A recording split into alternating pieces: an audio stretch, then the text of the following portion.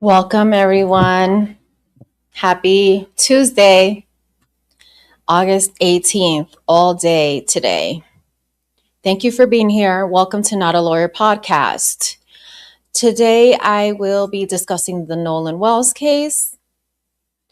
I have been in a legitimate deep dive into this case, trying to get a hold of a timeline here for Nolan. And I was able to start and create a timeline based off of the information that's been provided by law enforcement on the Mdmr report, information that was provided by the Cajun Navy, and stuff like that, right? The Mdmr report, the Cajun Navy. What else? The only thing I have to include here are all of the witness statements. I need to go back and include all of their timelines. So let's get started today. First and foremost, I want to discuss a few things here. Let me make sure you guys can see my screen. Perfect. Okay. So here we go. Lower this a bit. Now, this timeline, right? So far, here's what I have. And I'm noticing a few things in this timeline. So, first and foremost, we know that on July 3rd, Christine Walmsley said that the last time she heard from Nolan was on July 3rd, and he cooked dinner for his parents before heading out to a friend's house where he was staying the night. So he stayed the night, according to some statements and reporting, he stayed the night at Jax's house with Warren. Okay. So then we move on to July 4th. This is all on the Mdmr report.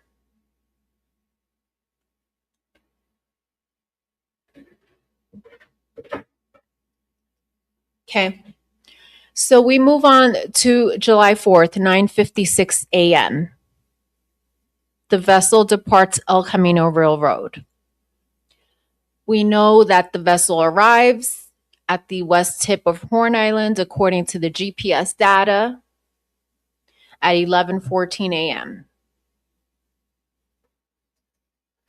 Then we know that the boat, the Triton specifically, we're not sure about the other boats. We only have the GPS on the actual Triton boats. So we're not sure of any other boats so far. But on the Triton boat, it was stationed around these times. 11:15 to 4:30 p.m. it was stationed. Okay? Now, this is a refresher. We all know this, but it's good to see this in writing in front of your face with the actual times, not the military times. It makes more sense to me, at least. This is how I pretty much handle all the cases. I like to create a timeline so I can see what's happening. And it's not what's happening what's happening according to the police reports. It's everything.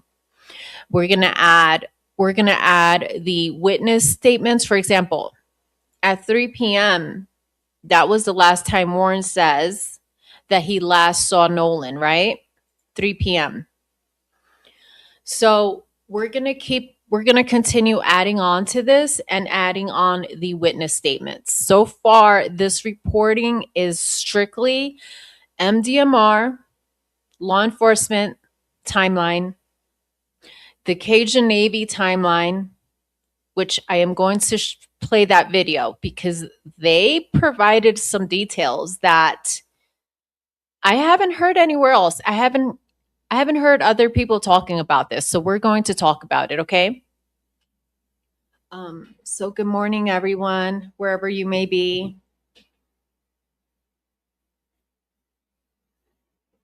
Hope you're having a nice morning. All right, let's get started. So we know that the Triton is stationed from 11:15 to 4:30, according to the GPS tracking. Now, close to 4, the Cajun Navy says on their interview here, they have a podcast. Did you guys know they have a podcast too? So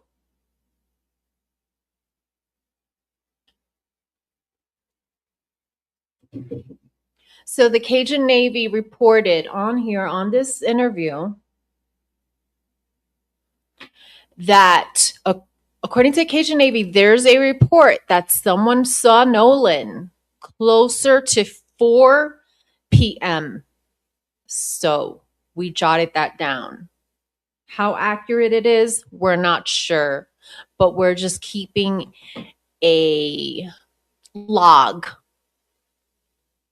for we're keeping of all of the statements that are being given, okay? So then let's continue on. At 4 p.m. was a call to the CETO, according to the Mdmr report.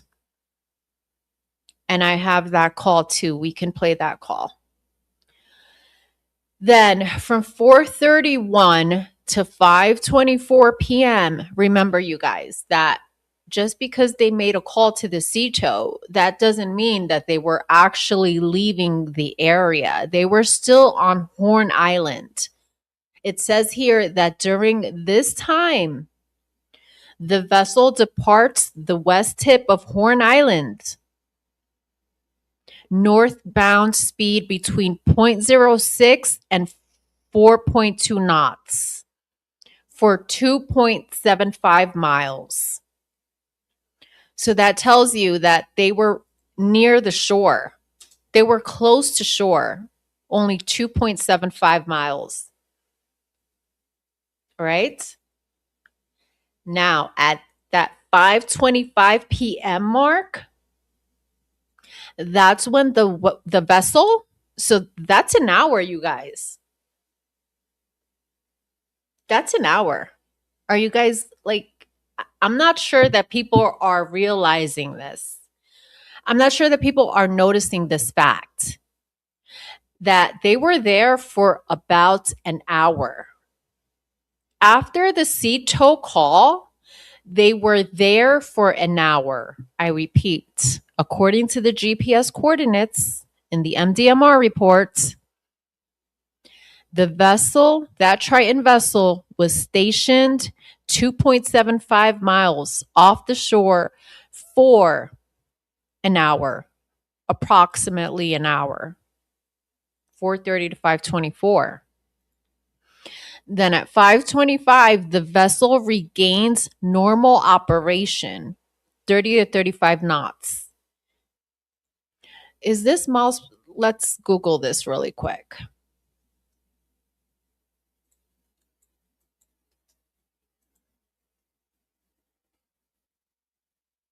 That's 30 to 35 knots is 34 to 40 miles per hour. 34 to 40 miles per hour. That's what that is. Now let's Google, hold on, let's Google something else. What is this? Let's Google that. How many miles per hour is this? Wait, first of all, let me add this onto the timeline. Hold on.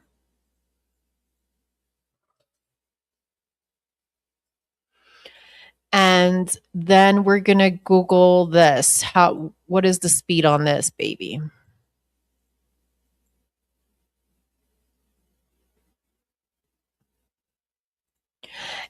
It's telling me that it's about 4.8 miles per hour. That's slow. That's ridiculously slow. Let me add that. You see that? Now, like, does it make, I don't know. For me, it's all about, to me, I'm a visual learner. I know most of you are. Well, I shouldn't say most of you, but most people are visual learners. So having this in front of me and actually looking at it, is this large enough? Let me enlarge it more. It helps. Seeing this in front of you, it helps me to create or envision what is happening here, right? Now, next thing we're going to look at is after it regains its speed to 34 to 40 miles per hour at 5:25, that's about an hour and a half after that sea tow call. Okay, you guys? Then it arrives back at El Camino Railroad at 5:44 p.m., right? Then within, I don't know, 10 minutes or so, it heads to Fort Bayou. Then within a couple minutes, it returns. It looks like it changes its mind. I'm not sure. This is weird because it heads to Fort Bayou, but then it returns back at 6. That's weird. It's a little weird. Did you go to drop some kids off? Maybe. I don't know. Possibly drop some kids off at Fort Bayou, then return to El Camino Railroad. I don't know. Then half hour later, the vessel departs to El Camino Railroad and it heads southwest to St. Martin Bayou and it turns southeast to Biloxi Bay Bridge. Then back north to Fort Bayou Launch. It does all of these turns at 6:36. It leaves once again and it heads southwest to St. Martin Bayou, turns southeast. So now it's going down, right? It's going down to St. Martin Bayou, turned southeast to Biloxi Bridge, then back north to Fort Bayou Launch. Interesting. It arrives at Fort Bayou nearly an hour later, almost, give or take. It arrives at Fort Bayou. Then at 7:47, it was trailered to Cardinal Lane. Why was it trailered there? That's my question. Right? Then within 10 minutes after that, that's it. That was the last data point recorded. Whoops.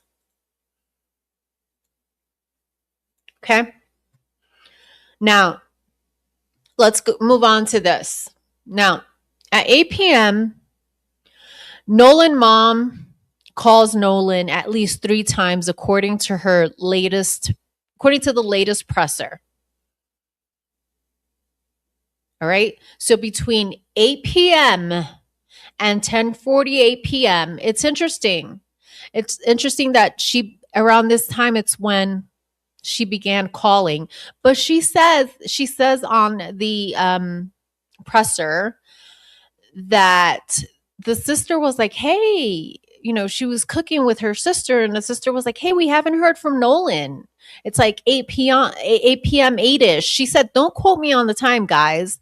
But for sure, she knows, according to her phone, she said, for sure, the last call I placed was at 10:48 p.m.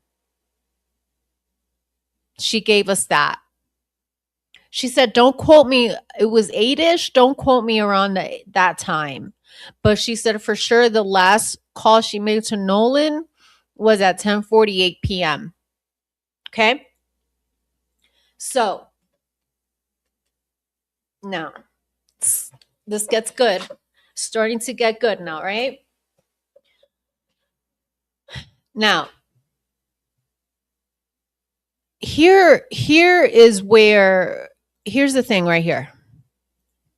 At 11:07 p.m., just nearly 10 minutes after mom calls Nolan, and remember that Warren tells mom, "Oh, I have his phone."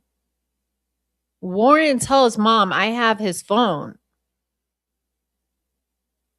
So, why would you be calling mom saying, "Hey, have you heard from Nolan?"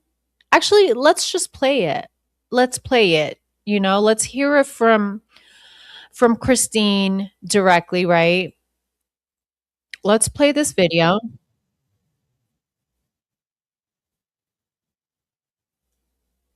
Let me share my screen, and we're just going to take a pause at this 8 p.m. 10:48 time, okay? Let's go there.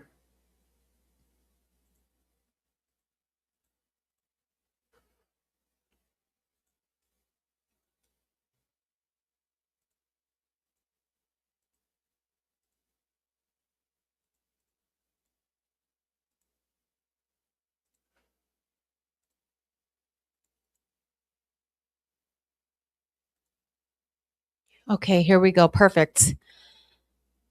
Now, what I want to do here is open the transcript. That way we can follow. We just got to work faster here. We're just working smarter, faster. I mean, we don't have time for this, right? We don't have time for all of this. So let's go on to where she talks about Nolan is Jax. Again, that was one I just.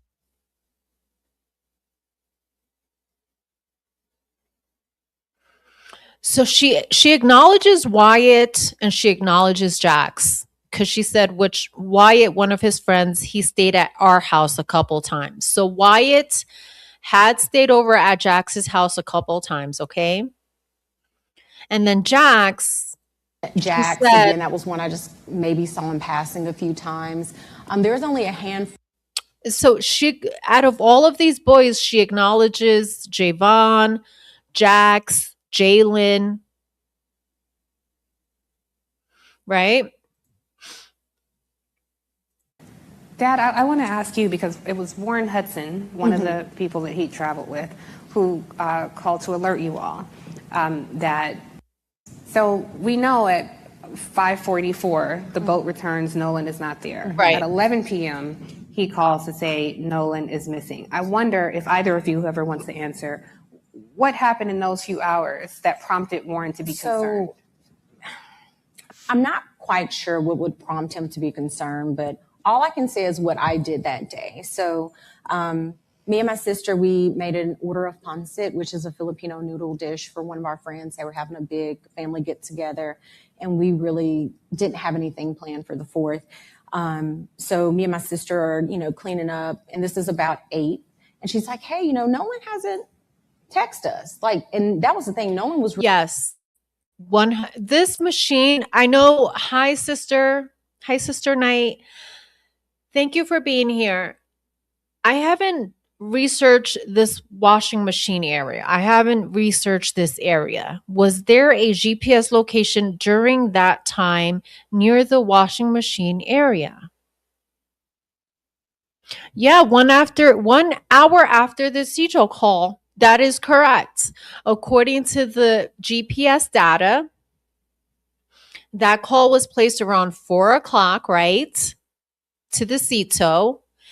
And that vessel was stationed between 11:14 a.m.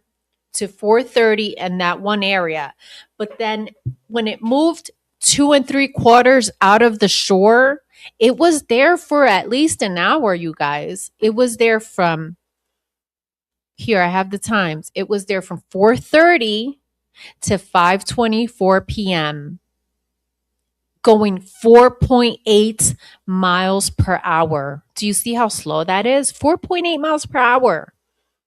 From 4:31 to 5:24, that vessel was still around the shore area going 4.8 miles per hour. That's a whole fucking hour. That's a whole hour. 4:30 to 5:24. And then it doesn't begin picking up speed till 5:25 p.m. That's when it begins picking up speed. And then, as you heard here, it arrives back at El Camino Real Road at 5:44 p.m. Okay, let's play this.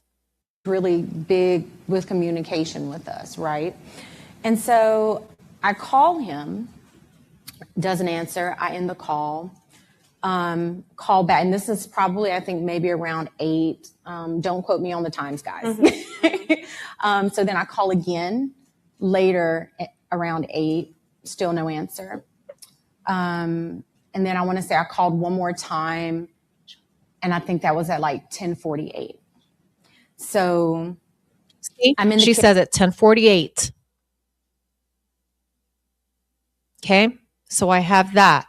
Kitchen, my phone rings now. This is probably like early 11 o'clock, somewhere around there. Phone rings when I make it back to the phone, and I'm like, whose number is this? Yes.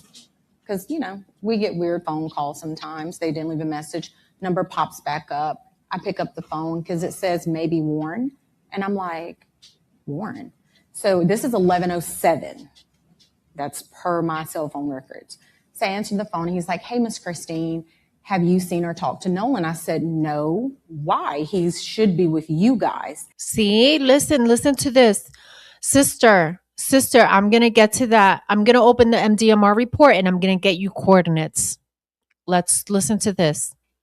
And he said, oh, no, well, when we went to the island, there was a girl named Katie that he met, and he had decided to stay behind. And I said, what? Because we know our child. And Nolan isn't one to be like, oh, well, I'm just going to throw caution to the wind, and I'm going to stay here with this girl that I just met. So I'm on the phone with him. Now I'm in a I feel her. Because I would be that mom that would be like, boy, I'm going to beat your ass if you don't get on the fucking boat with Warren. I'm going to beat your little fucking ass. So I feel her so much. Like, no, my son won't be that kid that wants to stay behind with some chick when Warren is his only ride back. No, it's crazy. I'm running to my room.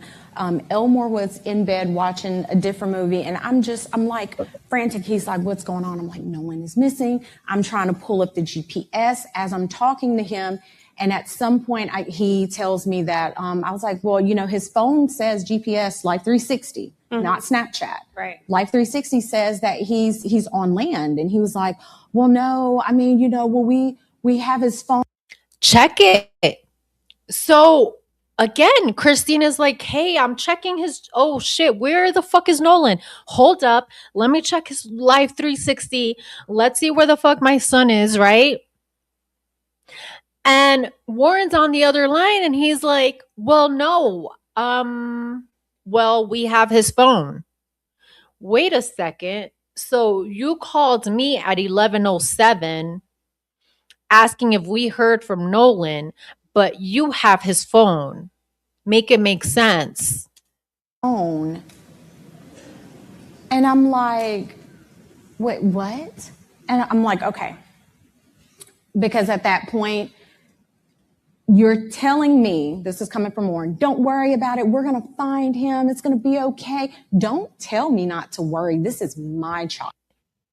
Because at that point. So Warren is telling her, don't worry. We're going to find him. So that means he was missing. You can't find anything that's not missing. So in Warren's perspective, Nolan was missing. You're telling me, this is coming from Warren, don't worry about it. We're going to find him. It's going to be okay. Don't tell me not to worry. This is my child, my flesh and blood. that I brought into this world. And you're telling me not to worry. Absolutely not. So then it was after the phone call ended, of course, asking him for information. What was he wearing? He was like, last seen, Northwest tip, black shorts. Why would Warren say black shorts? I see the sunglasses. I don't see black shorts in any of the pictures. Actually, I do see black shorts on Warren, but it's not the picture where he's on the boat. It's a different picture. Shorts, sunglasses. That's important. Now listen to this shit, bro. So This pissed I me off. end up calling. This pissed me off. This pissed me off so much, you guys. This poor mother. This poor mother. Now, you just learned that your friend cannot find Nolan. The friends cannot find Nolan. He was with that friend. Now, Nolan is without a phone somewhere, lost. And this poor mother calls DMR and watch them put her through the fucking ringer. These fucking assholes in Mississippi putting this mom through the ringer, you fucking assholes. DMR. Spoke with the DMR. She took all Just for our audience, DMR. So DMR is because he went missing on the island. They are basically the Marine people, right? They're the ones who's going to launch the boats to go into the water and all that. Right, because you need that. You need that, right? When was Nolan last seen? Horn Islands. What time? 3 p.m., right? That's what you're told. So why aren't these boats out there searching for him as soon as they receive the call from mom? But before getting off the phone with Warren, he was like, hey, But watch this. I am going to show you, after this, I'm going to show you the timeline, and you're going to see how these motherfuckers respond to the Wells family versus how they respond to Bart, Wyatt, and all of these people.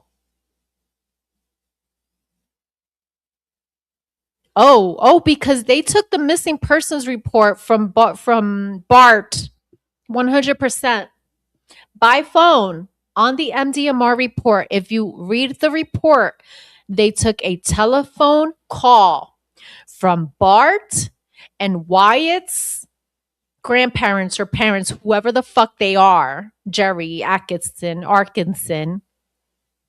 They took that missing person's call. The MDMR took that missing person's call over the phone. But look at the runaround they're giving this poor mother. I know some people at Coast Guard. I said, okay. He's like, I'm going to call Coast Guard. You call DMR. Get on the phone with DMR. I give the young lady the information. And she tells me, hey, I got this. Let me call you back. Because she was like, I'm not sure if this is going to be in our jurisdiction, essentially. So then she calls back and she tells me, okay, yeah, we spoke with Coast Guard. Wait, hold on. And I'm like, okay. At DMR, they told her, hey, I don't know. When she spoke to DMR, right? That's the Marine people. The girl says, hey, let me call you back because I'm not sure if it's going to be in our jurisdiction. You guys are going to check. Just wait. Just wait till you see this. The information. And she tells me, hey, I got this. Let me call you back. Because she was like, I'm not sure if this is going to be in our jurisdiction, essentially. So then she calls back and she tells me, okay, yeah, we spoke with Coast Guard. And I'm like, okay. But they're like, this isn't our jurisdiction. You have to contact the city of Ocean Springs. I said, okay. Hang up the phone. Call in Ocean Springs Police Department. They say, hey, you have to physically come down and give a report. Crazy. I said, okay. So on our way, because we don't live that far from the police station, on our way there, I was like, well, let me stop by the hospital because there's a hospital that's maybe 5 minutes up the road from our house. Stop by there. I'm like, hey, have you guys seen this kid? Has he been brought in? The lady's like, no, ma'am, we hadn't. I said, okay, thank you. Run out. We go to the police department. Get to the police station. And the officer basically says, again, this is out of our jurisdiction. What? And at that point, I'm like, my God, who am I supposed to talk to? Who is supposed to help me with this? So then he said, it's going to be, you would have to call DMR. I was like, we've already called DMR. DMR said it's not in their jurisdiction. So we end up, I think at some point I had called Jackson County Sheriff's Office. Yeah. So she calls back and she's like, hey, are you there? I said, yes, we're here, but he's telling us the same thing you guys told us, which is no, we can't take it.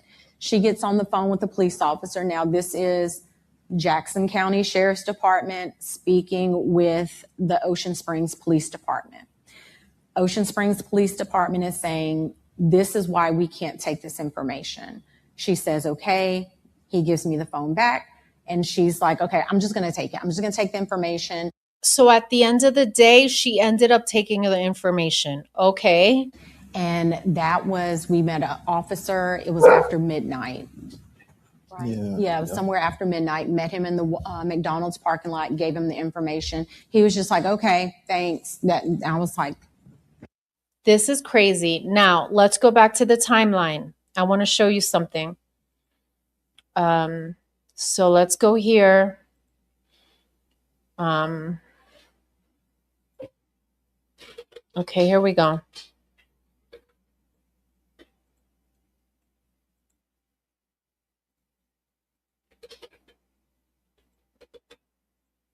All right, here's the timeline again. Okay, check this out. Check this out.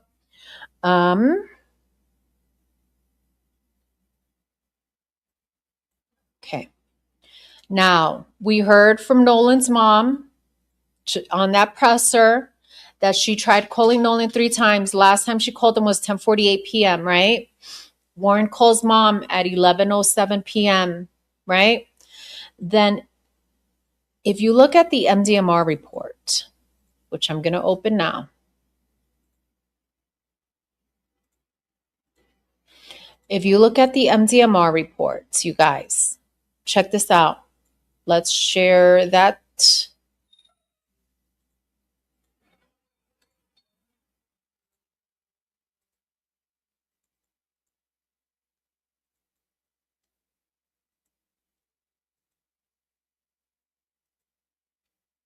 Ready? Okay, we got it up. Cool. Now, I want you to see something.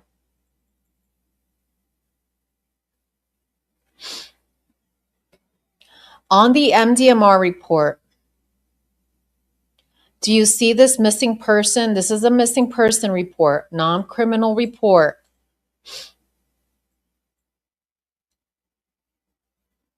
How was it received? By telephone on July 5th at 10:05 a.m. Bart. So you're telling me that you gave mom the Mdmr gave mom the runaround about taking a report, but yet we are here on the following day on July 5th. Oh, now you want to take a report. I mean, what in the world? What in the world? So, oh, really? Now you want to take the report? I mean, I can't imagine this mother when she saw this. Like, she's like, wait a second. I called them on the 4th. I called DMR on the 4th and they gave me the runarounds and they told me it was not in their jurisdiction. And they told me to call Ocean Springs Police Department. Then Ocean Springs telling me it's not in their jurisdiction, that I have to call the Jackson County. So this poor mom on the 4th of July, when her son was missing, they're giving her the runarounds. Oh, but here we are.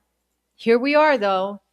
It's all good because Warren knows some people, right? That's what Warren told the mom. Oh, I know some people at the coastal. I know some people.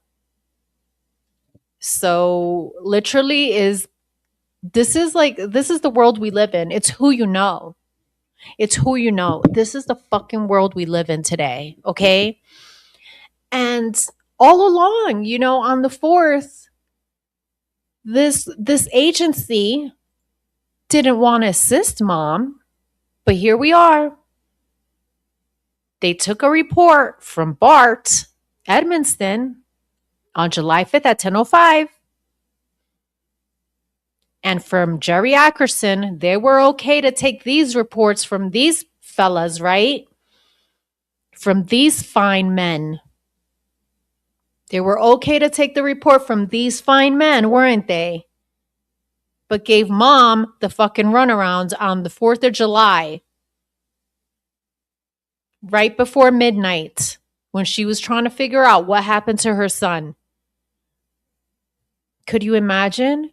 So now what's stupid about this, like what really is awful, it's awful.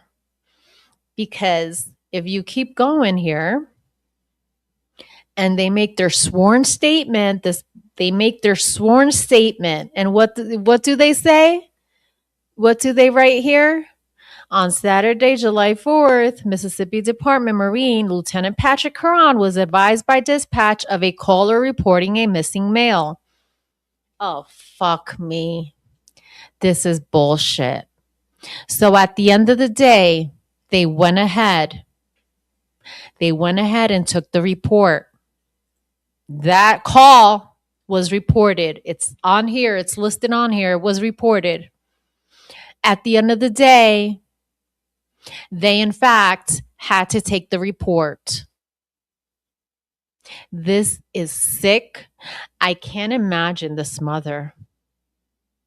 She must have been, I don't even know. I'm livid for her. And then I could imagine dealing with the grief and the loss of a son on top of all of this bullshit, adding on to the bullshit of this. Yo, this is why she got Ben Crump, you guys. This is why she hired Ben Crump. Are you guys not seeing this? It's in writing. It's in our faces. Just like Warren and that other kid, Warren and what's the other guy? Jax. Yeah, Jax. He's like, look at the evidence. It's in your faces. The evidence is right in your face, he tells us. Do your research, he tells us. The evidence is right in your face. Yeah, you're right. It's right in our fucking nose. The treatment, the mistreatment to the Wells family is right in our fucking face. They gave her the runaround. The DMR gave her the runaround. They told her it was not in their jurisdiction to take the report. But here we are on July 5th. We're taking this report for these fine men. Yeah? Oh, let's take the missing report now for these fine men. Yeah? But what about the mother? Where were you? Where were you when the mom was looking for answers for her son that was missing out there in Horn Islands that night on the 4th? Where were you? You didn't want to take her report, did you? You were passing the buck over to the next agency, weren't you? You fucking suck, Mississippi. And then at the end of the day, they had to include for sure. They 100% had to include that call Christine made at 11:49. Oh, but now you want to include it, yeah? Yeah, now you want to include the call, don't you? Yeah? Not because you're reporting this. You have to cover your bases. Oh, yeah, we took the mom's call. Yeah, we took the mom's call. Did you write out there with vessels looking for Nolan when the mom called? No, you did not. No, you did not. Let me show you my timeline. I can show you exactly what these people did from the 4th to the 8th, from the 4th to the 10th, from the 4th to the 10th. We will see what this agency did. Let me go back to the timeline. Yeah, and everyone's wondering why you're so suspicious. Why are you making it about race? How about I was giving the fucking runarounds from the get? From the very beginning, I'm being given the runarounds about my son, trying to find answers about my son, and I'm giving the fucking runarounds. Oh, why you want to make it about race? No, this is why she got bankrupt. This is why. This is crazy. Now watch. We're not done. Look at this shit. At 11:45 p.m., there was a CAD call. What a CAD call um, is a dispatch call. Okay, so these CAD calls, wherever you see CAD calls, it stands for Computer Aided Dispatch System. It's used by 911 dispatchers and emergency communications. So in that Mdmr report, there's a list of CAD calls. There's a log of CAD calls, okay? And I notated them in green on my report because I think the timeline is so important because we want to know what communication were these people receiving? What were they receiving on the other end? Behind the scenes, what's going on behind the scenes? Well, this is a good way to find out what's going on behind the scenes. So check this out. So this dispatch call was made at 11:45 p.m.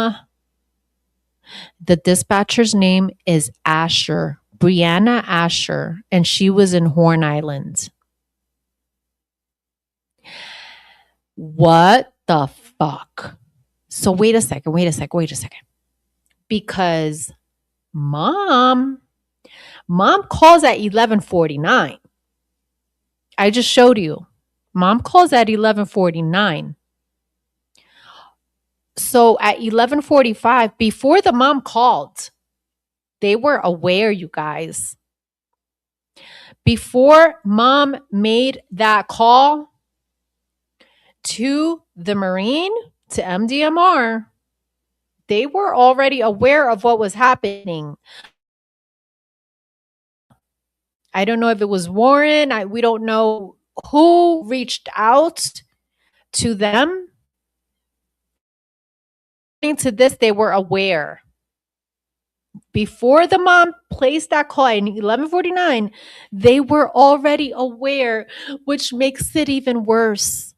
It makes it even worse, you guys, because when mom made that call, the dispatcher said, what did they say according to mom? Oh, this is not our jurisdiction. And they already knew.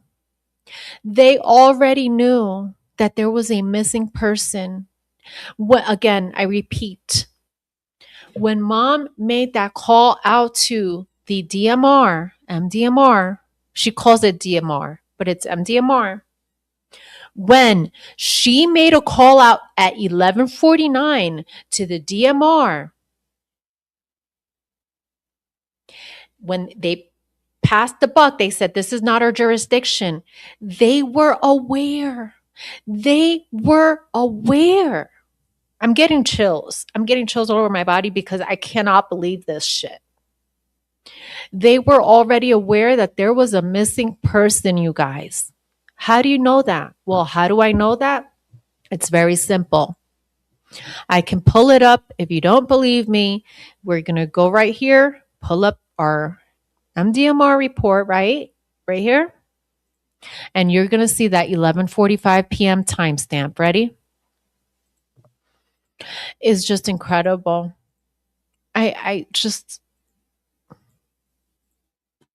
She needs, I hope the family sues I hope the family sues everyone in that fucking town. Everyone in that town. Okay, I'm going to show you the cat call. Ready? Now, 11:45. You see 11:49. See that? That's when mom calls, 11:49.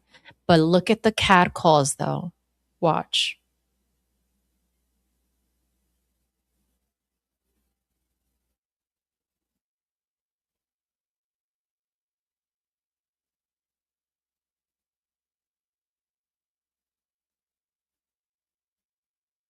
Here. Ready?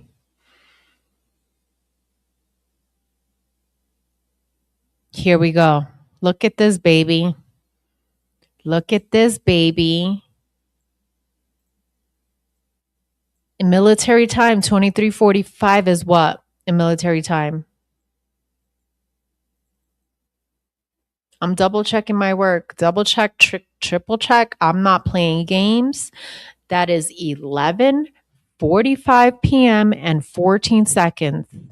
Before mom called the DMR, they were aware of Nolan. 11:45, they were aware. They were aware. They knew. They knew when she called, and they still told her this is not our jurisdiction, and they still told her this is not our jurisdiction. This is incredible. Nolan's family, if you're listening to this, sue all these fuckers. Sue all these motherfuckers. Okay? They're not taking, they didn't take you serious. They didn't take you serious.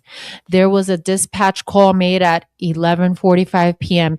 before you, Christine, before you made that call to them at 11:49 p.m. They had a dispatch call made already about a missing person. Crazy. And guess what? They don't do shit until the following day. It's clear as day. It's clear as day here. They do absolutely nothing until 9:08 a.m. on the 5th. Crazy. Let me go back to the timeline. We're not done. We are not done. We are exposing these fuckers. It doesn't say who made the call. It doesn't say. I wonder if it was Warren. I don't know who made that call. All right. So if we continue on to the timeline, then obviously the call made from Christina 11:49 p.m., which I just showed you. Now check this out, guys. No time given, right? No time here because the Cajun Navy just blurts this out. I don't know if they blurted out by accident, but the Cajun Navy received a call on Saturday night. And then I'm thinking, I'm like, how is that possible?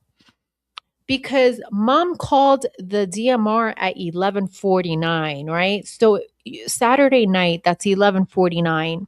Did mom call the Cajun Navy afterwards? After the Marine? I wonder. Because we know anything after midnight is Sunday now. Like anything after midnight is Sunday. This is the last thing I see on here. I don't know, but the Cajun Navy says in their interview, I'm going to play it in a bit. It's called Shrimps and Boots, episode 8. The Cajun Navy says they got a call on Saturday night. And I was like, what? Did the Wansleys call? Did the Wansleys call? Like, how? Anyway. Now, let's pick it up top of the morning on July 5th, right? Because we know that not even Warren has a boat, Wyatt has a boat, Jax has a boat, Bart has a boat. You'd think that when Warren called the mom was like, it's still 11 p.m. still 11 p.m. Like, that Saturday night, like you'd think Warren say, "Hey, you know what? Let's just go back out there and search. Let's go see if we left. Let's go see if Nolan is at the island somewhere. Maybe he's just chilling, out there." And I don't know. I don't know why that wasn't said. Why? I don't know. It's just weird. It's weird. It's weird because if you feel so bad as a friend that you left your friend behind, like, and you have a boat too, 100%. We're going back out there to look for him. 100%. We're going back out there on my boat. That wasn't done. So here we are, Sunday morning, July 5th, right? Oh, no. We're still Saturday night. Sorry. So there's no time of, we're not given a time of when Nolan's phone and keys are picked up at Jax's house. I do hear Christine say in that presser, she does say it was, early morning, like after midnight, right? After midnight, meaning, 1-ish, early in the morning, right? So that happens. We heard that already. We heard that they gave them a hard time. They got some pushback from the friends, and the phone wasn't immediately given back. It took like at least 15 minutes to give the phone back. Jack said he doesn't know where the keys are, and Nolan's dad is outside. He said he was out there for a few minutes, like, what's going on? Like, Jax comes out. Jack's like, I don't know where his keys are. Oh, okay. And then Nolan's dad is just standing outside, and he overheard one of the friends talking to a girl on the phone, and one of the friends says, yeah, his keys are on top of the Xbox. So he goes back inside. Jax comes out with the keys. Crazy. Anyway. Then at 1:38 a.m., at approximately 1:38 on July 5th, Kron spoke with Ocean Springs Police Department regarding the complaint, advised that Jackson County Sheriff's Office would be the lead on the case. All right. So Ocean Springs told this Kron person, Kron is from the Mdmr. So Ocean Springs relayed, I guess after the phone call and everything, it's 1:38 a.m. now. So after the call and everything, Kron spoke with Ocean Springs. They told them, hey, this is going, the lead on this case is going to be the Jackson County Sheriff's Office. Sorry. It's not going to be us. So hold on one second. All right. So Jackson County took the lead on this investigation, according to this report at 1:38 a.m. So these agencies must have talked to one another or whatever it is. There was at least 3 agencies, you guys. The Marine, the Mdmr, Ocean Springs, and Jackson County. So I guess they made the agreement or whatever that Jackson County is going to take over the case. And this was done at 1:38 a.m. All right? Now, next thing.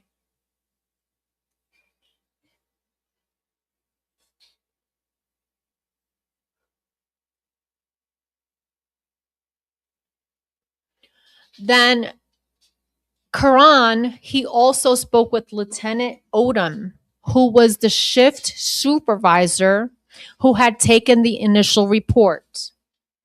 Okay. So this Odom person took the initial report. He said his deputies had spoke with several friends that traveled to the island on the vessel with Nolan, and that when they left, he was in the company of an unknown female. I think this is important. This report that's taken by Lieutenant Odom is important. Why? Because Lieutenant Odom is the reason why there was, well, at least this is what they're telling us, that this is the reason right here. This is the 100% the main reason why they did not complete a search and rescue that night. Because I was like, wait a second. I mean, if your family member goes missing in an island, wouldn't you think like the first thing you're going to have the coastal guards out there, you're going to have the Mdmr out there, everyone searching for your family member on boat, right? That's what your thought is. But in this case, it doesn't happen this way. Nolan is not there. There was no search and rescue effort done on that night. And I asked myself, I'm like, why? Like, why wasn't there any search and rescue done that night? Well, here it is. Here's the meat and potatoes of it. Because when Odom took that initial report, he said that his deputies had spoke with several friends. Odom's deputies spoke with several friends that traveled to the islands on the vessel with Nolan. So, who was that? Well, obviously Wyatt won. Wyatt will be the first one because he was riding the vessel, right? And whoever was on that Triton boat also was spoken to, right? And here's what they told the deputies. These witnesses told the deputies that Nolan, when they left, Nolan was in the company of an unknown female and that he chose to remain at the island. So based on this information provided, Lieutenant Odom said, hey, I have no reason to believe there were any water related exigencies or emergencies. Why would I believe that Nolan perhaps is drowning somewhere in the islands? Why would I think Nolan is somewhere? Obviously they took their friend's word for it. They took all of these witnesses' words for it that Nolan had stayed behind with some other chick. And of course, unknown female. They're not giving any names here. And this is at 1:38 a.m. They could have deployed a search and rescue. I don't see why not. I don't see why they did not deploy a search and rescue. Instead, they took these witnesses' words for it, that Nolan stayed behind with some chick. I see no emergency here, right? This is what the cops are saying. The deputies are saying, oh, there's no emergency. They believed that most likely the scenario was that Nolan rode in on another vessel. So not only are they thinking, hey, yeah, he probably stayed behind with some chick. Now they're going as far as to assume that Nolan rode with someone else back to the mainland. So this was their excuse to not deploy any search and rescue that night, because witnesses told them that Nolan stayed behind with some chick. So they wiped my hands clean of this. Hey, we were told he's with some chick. There's no emergency here. He could have gone in another vessel, they said. He could have just gone in another vessel. Oh, but what about his phone? What about his phone, though? And then let's hear the excuse about the phone. Nolan rode in on another vessel, but did not have his phone in his possession to make contact with family. That's why. So when Christine is calling and she's like, I haven't heard from my son. I don't know where my son is. His friends left him on the island. They didn't write back with Nolan. His friends have his phone. His friends have his keys, you know? But here's the deputies know it all. Deputies know it all. They're like, oh, it's okay. It's just okay. He just stayed behind with some chick. It's okay. He rode in on another vessel with someone else. It's totally fine. Oh, you haven't heard from him? Oh, it's fine. You haven't heard from him because he doesn't have his phone. That's why you haven't heard from him. Duh, mom. Duh, mom. You haven't heard from him because he doesn't have his phone on him. Duh. Bro, this shit pissed me off. You wouldn't believe. No further action. No further action taken. Nothing further to report here. Nothing to see. Nothing to see here. Right? Ain't that something? All right, let's go on to the next thing. So nothing happens. That's the very last incident according to the MDM report that occurred that night, 1:30 a.m. Everyone went off. Deputies, lieutenants went off to their families, their sons and daughters. Everyone nice, tucked in bed, right? Sound asleep, peaceful. Meanwhile, mom can't find her kid. Mom can't sleep. Dad can't sleep. They can't find their son. Now, 5 a.m. This is approximately, according to a presser, this is the first presser. Dad says that they spoke to one of the coaches. Hell no, we leave his black ass out there. And you're banned. Bernice. Hi, Bernice. That's crazy. Okay. So let's continue. So at 5 a.m., Nolan's coach, mom and dad, they began the search on Horn Islands because the coach called Nolan's dad and said, hey, I have a boat. Let's go look for him. So, of course, here's the family conducting their own search and rescue for their son because Mississippi sucks balls. All right. Then at 8 a.m., what happens? Lieutenant Colonel Bryce Gex and Captain Jack Ewing with the Mississippi Department of Marine Resources, they launched, that's when they started. This is when they started, you guys. 8 a.m.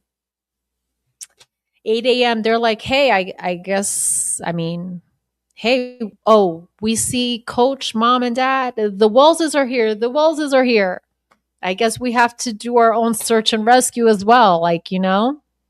This is crazy. So they begin 8 a.m., 3 hours later, right? Now, why is this red? Let's read this.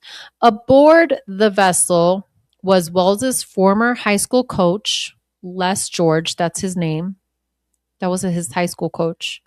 And Wells's parents, later identified as Christine and Elmore Wansley.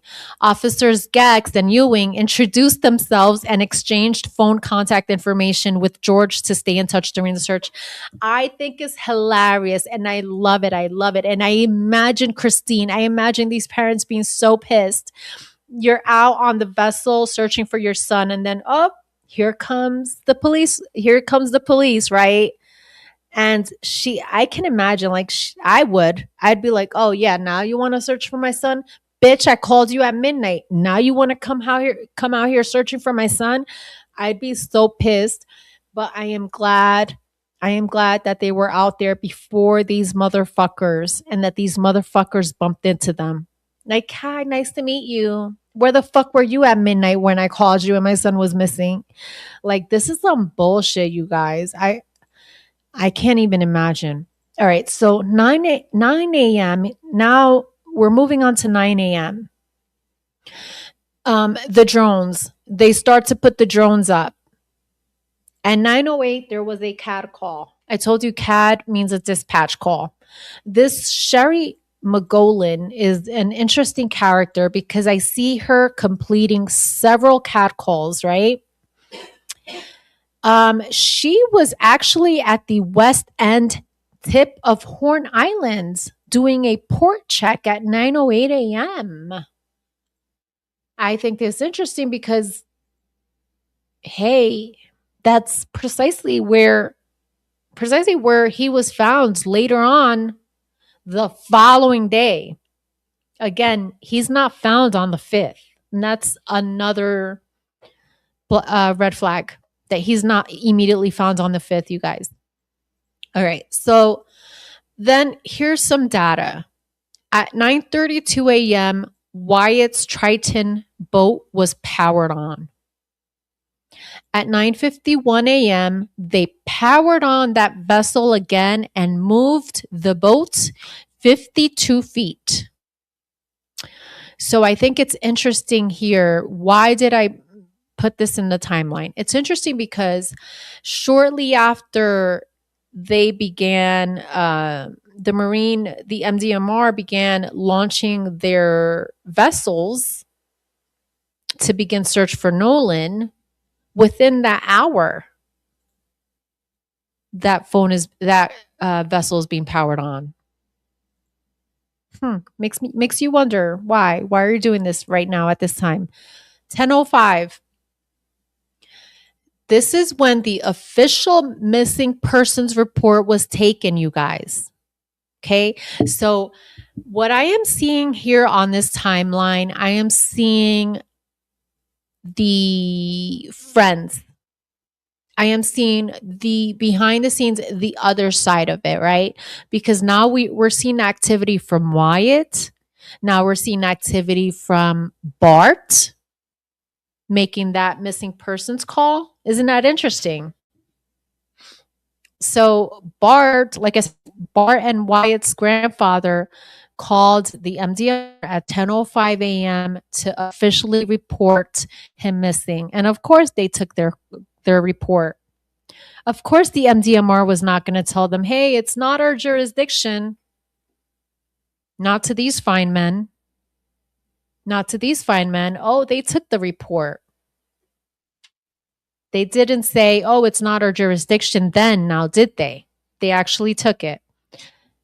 Now they're at 10:05, same time, which I think it's interesting, you guys. You notice this? This is why timelines are so important because it tells the story. You know, it's telling you a story here. So at the same time that they're reporting Nolan missing, there was a dispatch call from this same Sherry, famous Sherry person. Sherry, once again. And now Sherry's at the northwest tip of the Horn Islands. So it's so interesting here, right here too. Sherry, what you doing, girl? Like, Sherry, who sent you over there, Sherry? This is so interesting. Within the hour, she went from west end to northwest, right? Then half hour later, Triton powered on. Remember the telltale heart? Edgar Allan Poe, the telltale heart? He kept hearing the heart beating, the heart beating. They're powering on the vessel. This means something. 11:55 a.m. Officer Strickland reported the interview from Lainey Quinn. Lainey Quinn is a young lady, a witness that they interviewed at 11:55 a.m. They went to her house. I have it here on the report. And it says that at 11:55 a.m., Officer Strickland received a call from Captain William Freeman to locate and interview a female subject that was possibly involved with the missing person on Horn Island. So that's who Lacey is. Okay. So Freeman said, hey, Strickland, I'm going to need you to go over to Laney's house.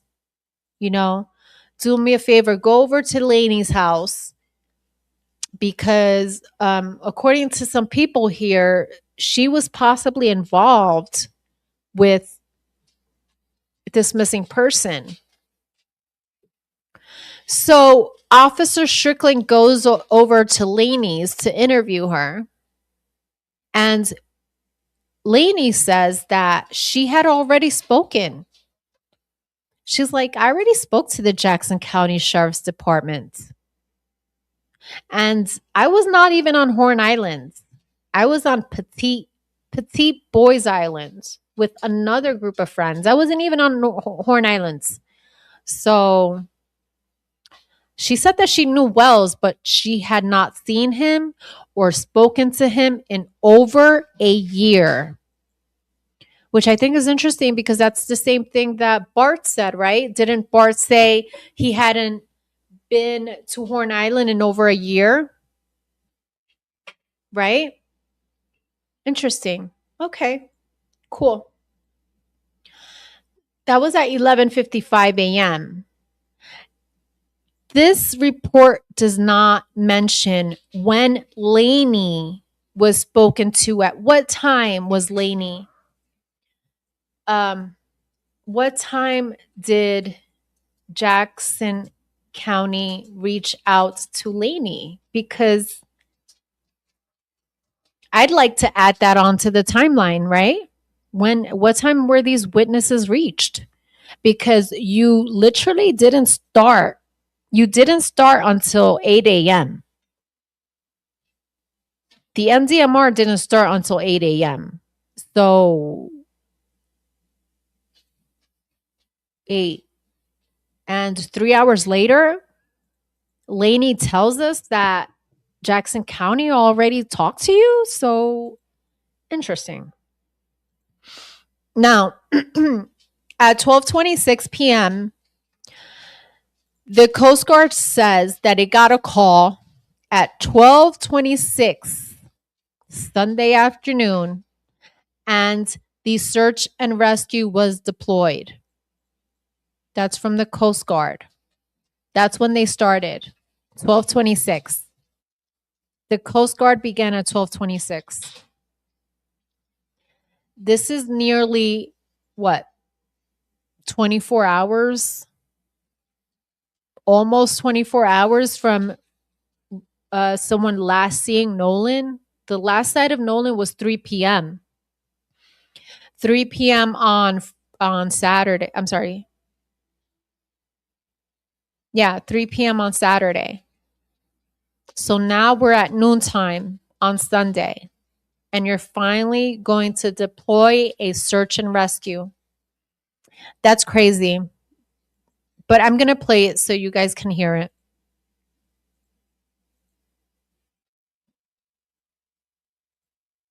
It is ridiculous. It is ridiculous. The parents, I hope they sue the shit out of that town. I hope the parents sue the shit out of that town because events after 18-year-old Nolan Wells disappeared off the coast of Mississippi. Authorities say Wells traveled to Horn Island with a group of friends to celebrate the 4th of July. Jackson County Sheriff John Ledbetter says that Wells decided to stay on the island even though his friends left on a boat. He was last seen at 3 p.m. The Coast Guard says it got a call to help with a search at 12:26 Sunday afternoon. It was an effort that involved multiple agencies lasting until the next morning. Around 8:45 a.m. is when the sheriff says a body was found near the island.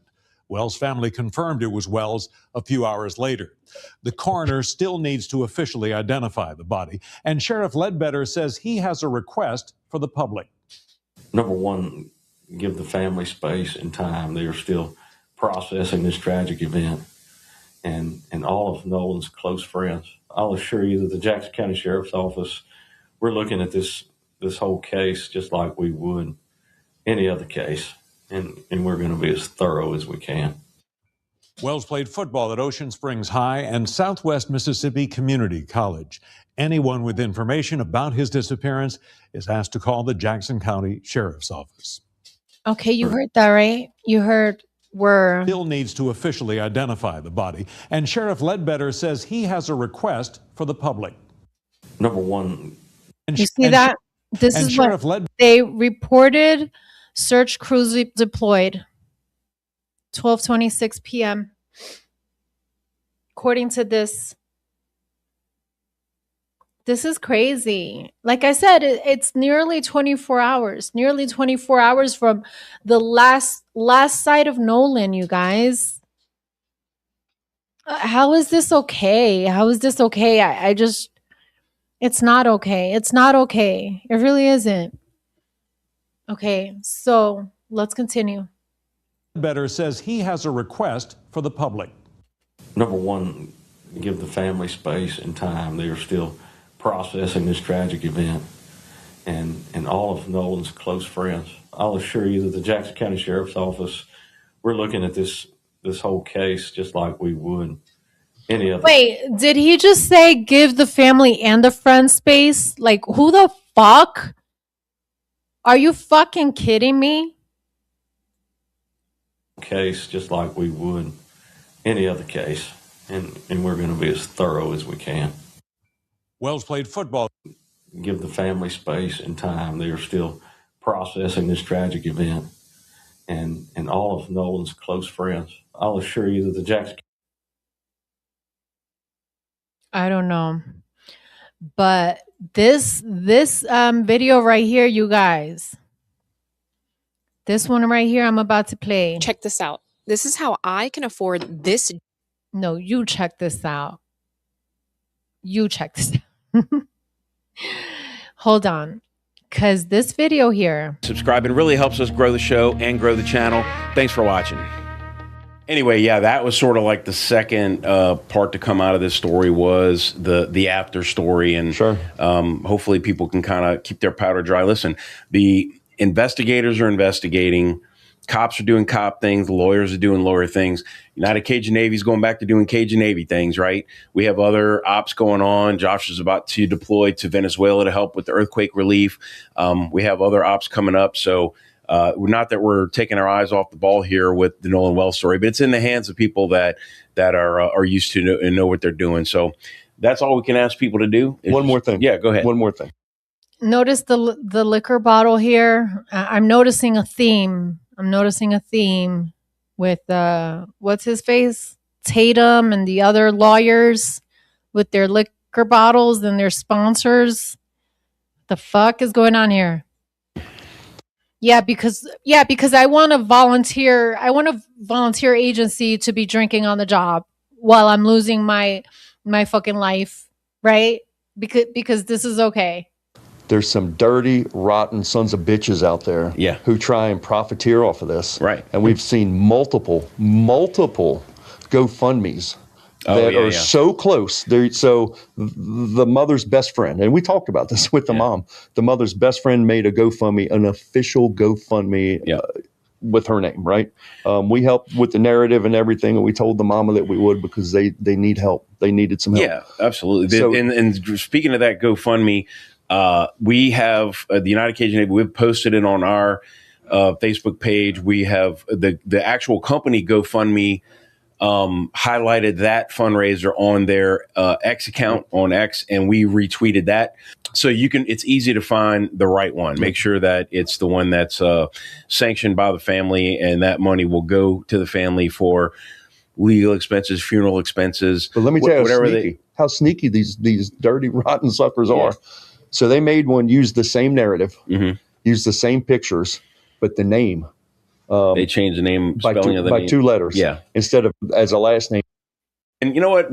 I'm sure he was trying to make a right on. Might not want to go to the United Cajun Navy. We're going to keep you updated on my bad. Here we go. My bad. Imagine being able to build an app with your name on it. I was at the end of it. So let's start from the top. I want to discuss this because there's some things that they say in this interview that I think it's important to notate. I used some of the things that they mention as part of the timeline to build this timeline. Ready? And yes. Did they helicopter him out, or did they put him on a boat? Because when I got back to Gulfport Airport, I saw the medevac spinning up, and I thought maybe could have been going. July 4th, America's 250th birthday. A day of fun in the sun on the Mississippi barrier island turns tragic. The United Cajun Navy jumps in on the search for Nolan Wells. On this episode of Shrimp Boots, we're going to get into it. We'll just go with the timeline, Okay, here we go. This is where we're going to get started here.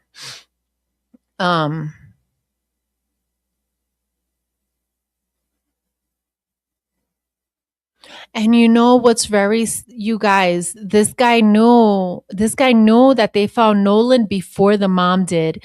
And he seriously came out here like tooting his own horn, so to speak. Like you're tooting your own horn that you found out that Nolan was found before the mom. Check this. Listen to this. This is crazy. The way he says it, I'm like, yeah, that doesn't sound good. I'm sorry. Check this out.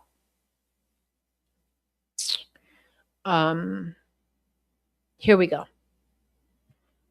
We'll just go with the timeline, talk about the call on 4th of July. That was Saturday night.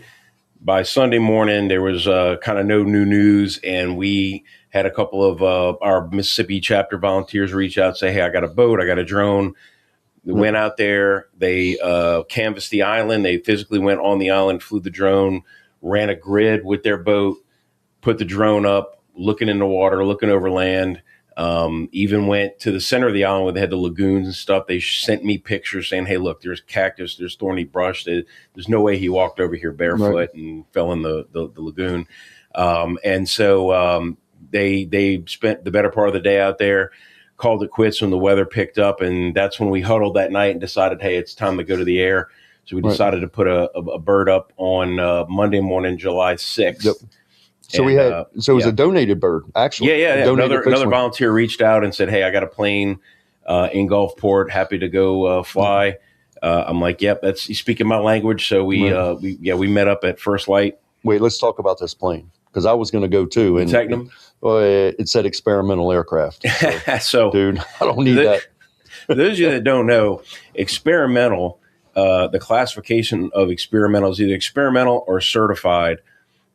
Certified is the FAA designation that it's like a manufacturer that the FAA knows well, they know everything about the plane. But if you want to have worked on it, you have to have an A&P, buying a kit plane, putting together themselves. And then they can, I don't know if this thing's going to fly or not. It just means that you can. I don't know why they're talking so much about a plane, because he was legit on the plane for like half hour. I think it was like, honestly, I'm just going to speak my opinion here. Allegedly, I feel as though he was meant to be on that plane for half hour. It was staged that he was up there on that plane and out of the way so that Nolan is found precisely at that moment when the Cajun Navy guys were nowhere near. So anyway, I don't know why he's talking so much about this fucking plane when he was only on the plane for like half hour. It's so stupid. Models of the Technam, they just came out with a new 4-seater that looks pretty badass, but it's got a Rotax 912. Those engines go into a lot of newer planes. They're very fuel efficient. They run really well. I wasn't worried about it at all. And they cruise at about 130, 140 miles an hour. No, we weren't going that fast, but just, Right. I didn't mean to turn this into a plane show, but anyway. So you were starting to. Yeah, I don't care about that plane. You were only on the plane for a few minutes.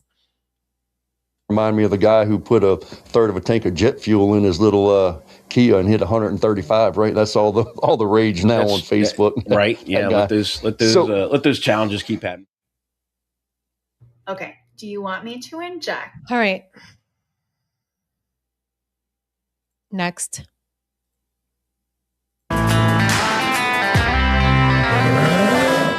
Shrimp Boots, the official podcast of the United. Thanks to the folks at Cajun Navy. Back and forth over towards the oh north. My God, let's do this. What experimental just means that you're allowed. So, having known that, I was not at all concerned about. And the Technum, the Technum 2008, and there's several models of the Technum. They just came out with a new 4-seater that looks pretty badass. But it's got a Rotax 912. Those engines go into a lot of newer planes. They're very fuel efficient. They run really well. I wasn't worried about it at all. And they cruise at about 130, 140 miles an hour. No, we weren't going that fast, but just, right. I didn't mean to turn this into a plane show. Bro, we're talking about Nolan Wells. The whole first 10 minutes is about the stupid fucking plane. Literally, this is about Nolan Wells. Do you see what I'm saying with these people? What the fuck is happening here? Anyway,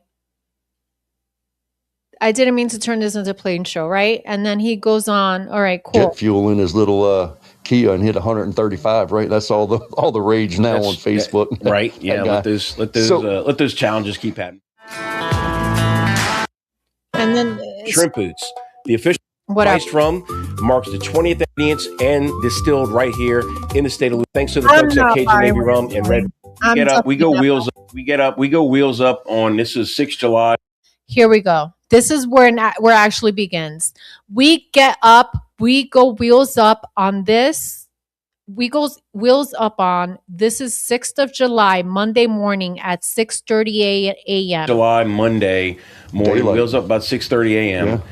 And we decided that we were going to fly south, got clearance on runway 14, so we're already facing that way toward Horn Island. We go over Horn Island, all the way south to Chandelier. We start, traversing back and forth over towards the northeast corner of Ship Island, and then we're looking at the northwest corner of Horn Island, which was the last place that Nolan was seen by an eyewitness.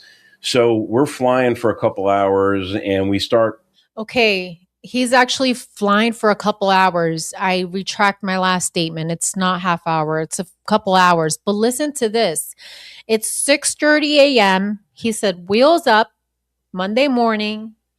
Now, he says they decided to fly south to the northeast Ship Island. Why? Why are you at the northeast Ship Island? Why aren't you on the west tip of Horn Island? That is where you need to be, because that's where they were, the northwest tip of Horn Island. But he says, oh, we went to the northeast Ship Islands. He says they're back and forth, flying a couple hours. Listen. 14, so we're already facing that way toward Horn Island. We go over Horn Island, always, and we decided that we were going to fly south, got clearance on runway 14, so we're already facing that way toward Horn Island. We go over Horn Island, always. They go over Horn Island all the way south to Chandelier. Why? What are you going to do on the other islands? You know that next to Horn Island, there's a Ship Island. There's another smaller island. Why? What the fuck? It's not making sense. All right? Now listen. South to Chandelier, we start, traversing back and forth over towards. What does that mean? Traversing back and forth. We start, traversing back and forth over towards the northeast corner of Ship Island. Why? He was in Horn Island. What are you doing, you guys? What's going on here? 14, so we're already facing that way toward Horn Island. We go over Horn Island, all the way south to Chandelier. We start, traversing back and forth over towards the east corner of Ship Island, and we're looking at. Who said he was at Ship Island? Who said Nolan was at Ship Island? What the fuck? At the northwest corner of Horn Island, which was the last place that Nolan was seen. Right. So after the back and forth for several hours, then you decide to look at the northwest corner of Horn Island, which was the last place Nolan was seen by an eyewitness. So you know this. You know that the last place he was seen was at the northwest corner of Horn Island. Yet you're flying over Ship Island. You're flying over Chandelier. What the that back and forth Chandelier and Ship Island? Why? Why? Does that make sense? And it's like they're killing time. 6:30 a.m. They're killing time up there because they know that within 2 hours at 8:45, Nolan will be found. What the fuck are you doing up there? By an eyewitness. So we're flying for a couple hours and we start making. How did they not find Nolan? How? You're up there on a plane. They had 4 drones. You guys will hear there was 4 drones. Just by volunteers. Just from the volunteers, there were 4. That's not including the other drones that the police that the Mdmr put up. But according to the Mdmr, the batteries were melting because it was so hot. I have never heard of lithium batteries melting on a fucking drone. Don't you have like some professional drone and shit? What do you mean fucking lithium batteries were melting in the fucking drone? What the fuck is going on here? I'm going to show you. And then while the Mdmr is stating that the batteries on their lithium batteries are melting, meanwhile, these guys have 4 drones up searching. Wait, so the Cajun Navy's drones were okay? Their drones were working fine, but the Mdmr drones weren't working fine? Explain that shit. I'm so sick of this. One of our tracks back north, noticed a couple boats on the beach that weren't there before. We descended, we started circling. You know, we could see that there was and there was more. No, notice how he doesn't talk about searching that west tip. No, they're focusing on the Ship Islands. That's where their focus was. Back and forth towards the northwest corner of Ship Island. Back and forth. Baby, that's not where they were.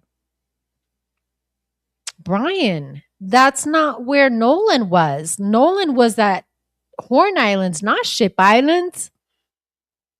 We go over Horn Islands all the way south to Chandelier. So when they first flew out, they go towards Horn Islands. We go over Horn Islands. So it's like they passed Horn Islands. Did you even look in Horn Islands? Yo, this is wild. Then he says, we start traversing back and forth towards the northeast corner of Ship Island. Why? He wasn't at Ship Island.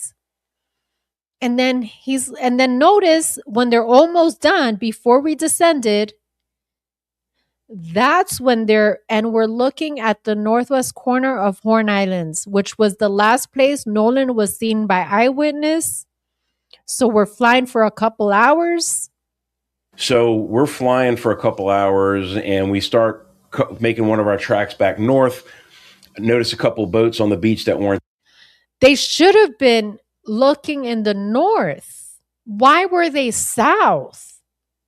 It's not making sense. Why were they south when Horn Islands is north? So now he says, so then when we're flying back, listen, this is crazy. So we're flying for a couple hours and we start making one of our tracks back north. Notice a couple boats on the beach that weren't there before. We descended, we started circling. Of course. That's where they should have been searching.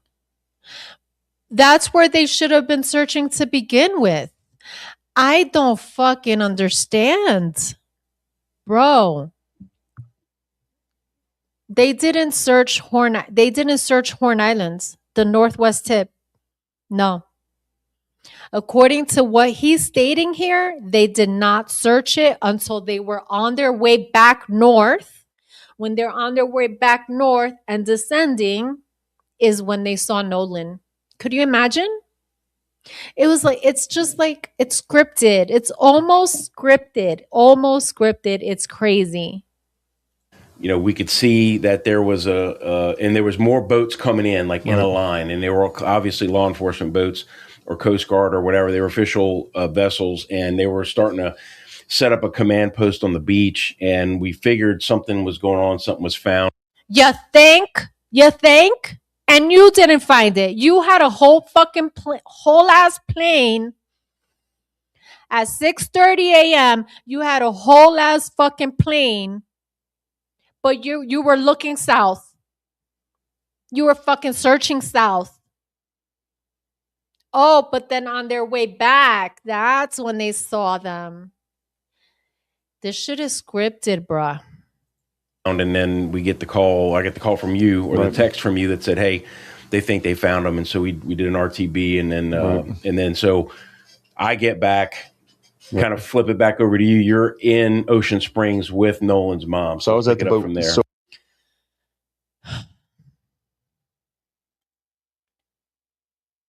set up a command post on the beach, and we figured something was going on, something was found, and then we get the call. I get the call from you or the text from you that said, "Hey, they think they found them." And so we did an RTB, and then he got a text from him saying they think they found him.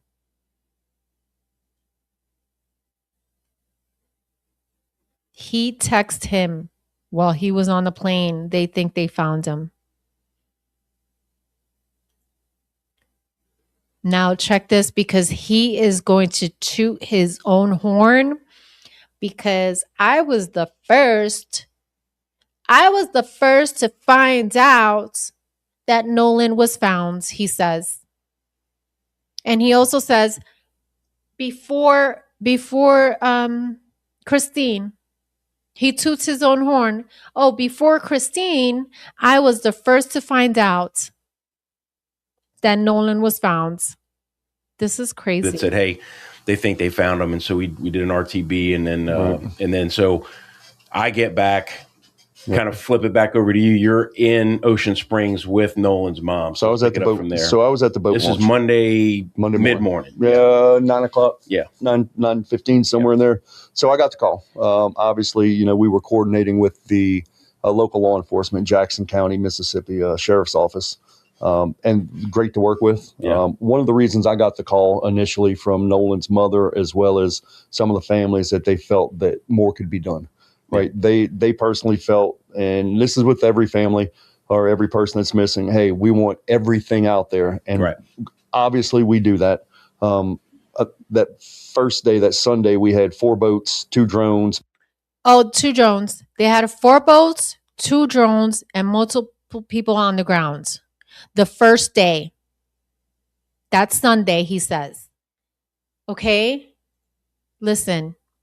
Some of the families that they felt that more could be done. Right? They personally felt, and this is with every family or every person that's missing, hey, we want everything out there. And obviously we do that. That first day, that Sunday, we had 4 boats, 2 drones, multiple people on the ground. Our seaplanes were on standby as well.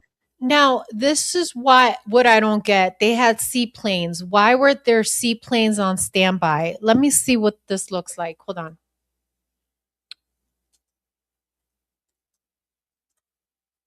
Let me see what that looks like. 1 second. A seaplane.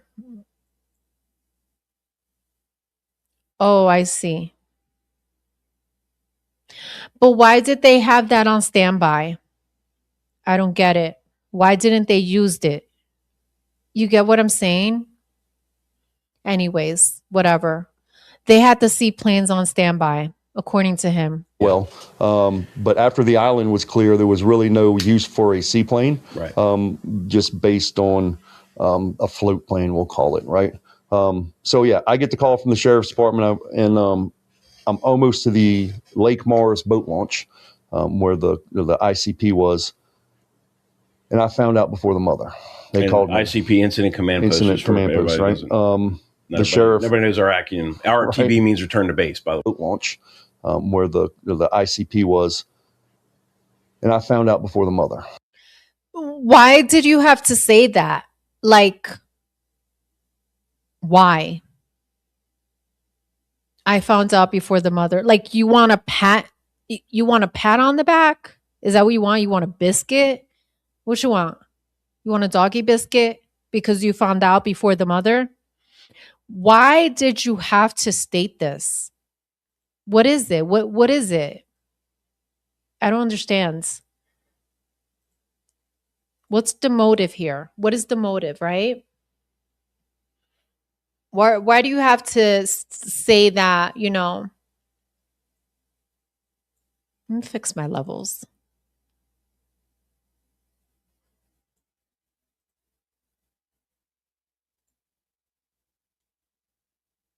Hi, Jesse. Because the sheriff and federal assets airplanes used. Oh, shut up. No. You know what, Jesse?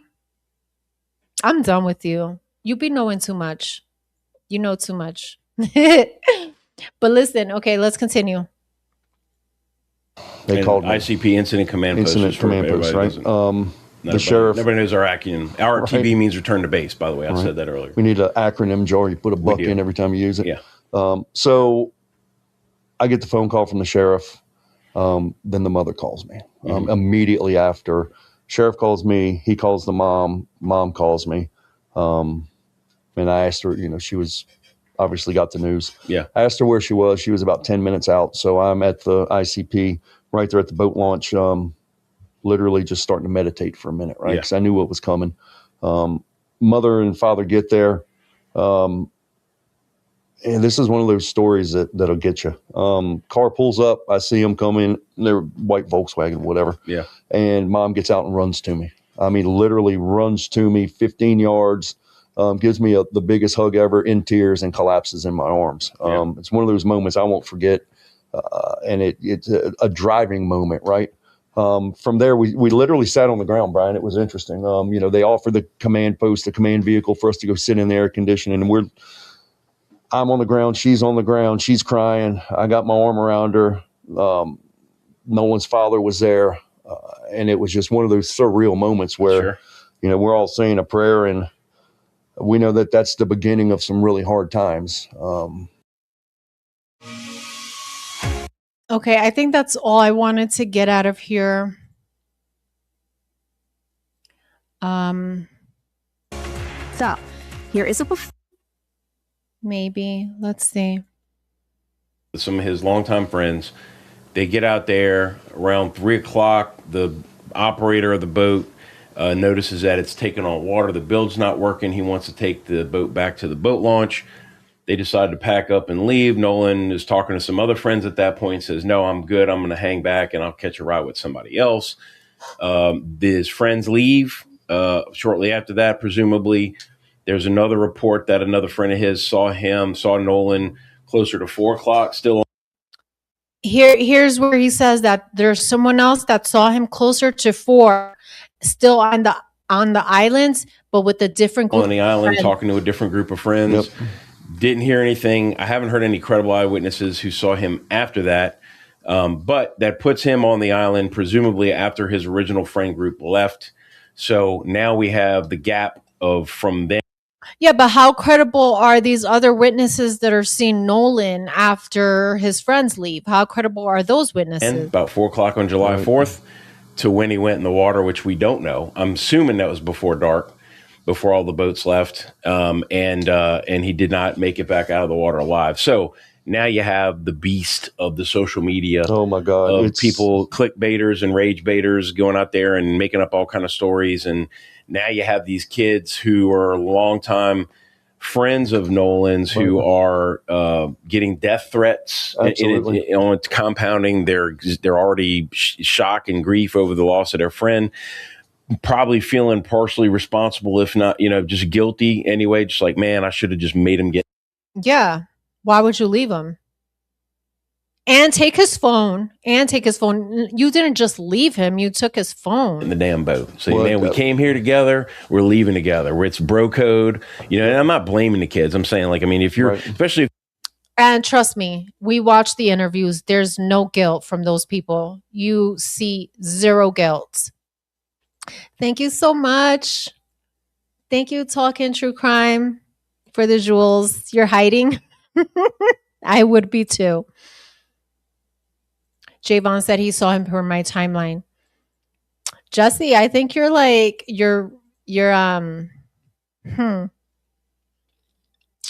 you're suspecting Javon, aren't you? Allegedly. All right, so let's continue with the timeline. Wheels Up, we heard it. Wheels Up, 6:30 a.m. That was Sunday. How did Saturday end, by the way? Let's go back to that. Oh, the drone. All right. So here we go. So there's two drones. There was a first drone. Here's the coordinates of that first drone that was put up in the air at 12:40. Then at 1:22, there was a second drone that was put up in the air. The second flight ended abruptly due to a battery separation from the drone, they said. All right. So that second drone was worthless. All right. Then we're moving on to 1:23 p.m. There was another dispatch call. It was a knock and talk at this location. I don't know what that's about, but I put it in there anyway because it's part of the timeline. Then at 1:48 p.m., another dispatch call with our friend Sherry, a knock and talk. This is at Playboy Park. Now, I wonder if these knock and talks are the dispatcher trying to gather, speak to some witnesses. I wonder. I'm not really sure, but I added that to my timeline. If we find out, we'll get more information on that. But then I thought it was interesting. This Playboy Park, located at, what is that? Playboy Park, right? So then I Googled it.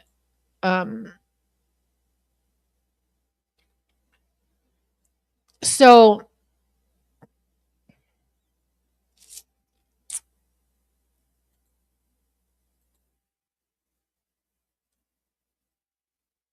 hold on.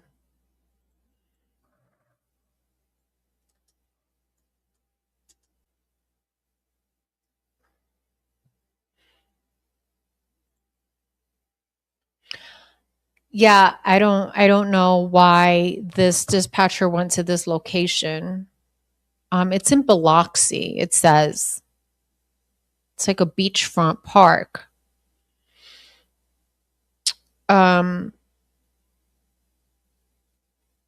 Playboy Club, Biloxi.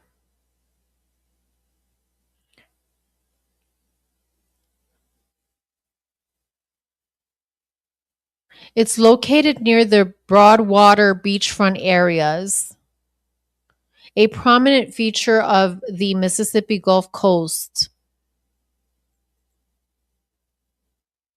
Interesting. Yeah, so this dispatcher went to that location. Now let's continue. And then at 1:52, again, this is on July 5th, Sunday. Now, this is it. The first drone began at 12:40. So within the hour, the drones were done. Within that hour? That's crazy. To me, like, I don't see any efforts here. They're saying there was an issue with the drone. Then at 1:52, this was at 12:40, they started with the drones, right? Then at 1:22, they put up the second one, but there was an issue with it, right? Then within that time frame, there was 2 dispatch calls for a knock and talk, right? I don't know if they're trying to gather witnesses, trying to gather more information, asking questions. Hey, have you seen Nolan? Have you seen Nolan? I don't know what that is, you guys, but I decided to add that in there.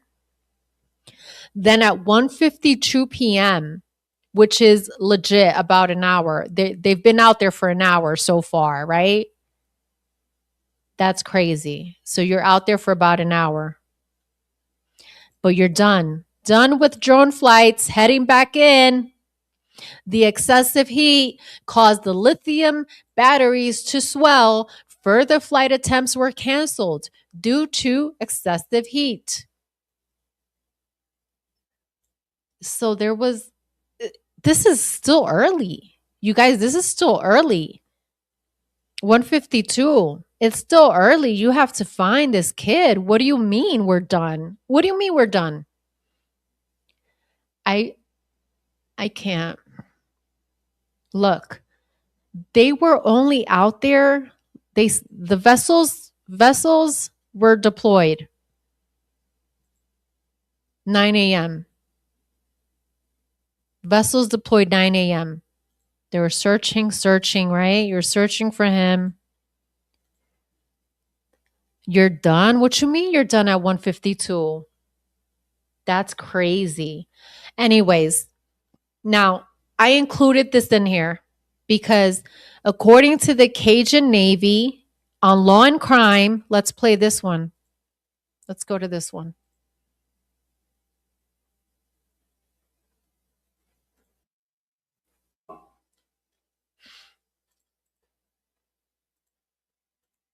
Hold on. So they were interviewed. The Cajun Navy was interviewed on Law and Crime. Let's play that. Because according to these statements, look what they said here. Check this out.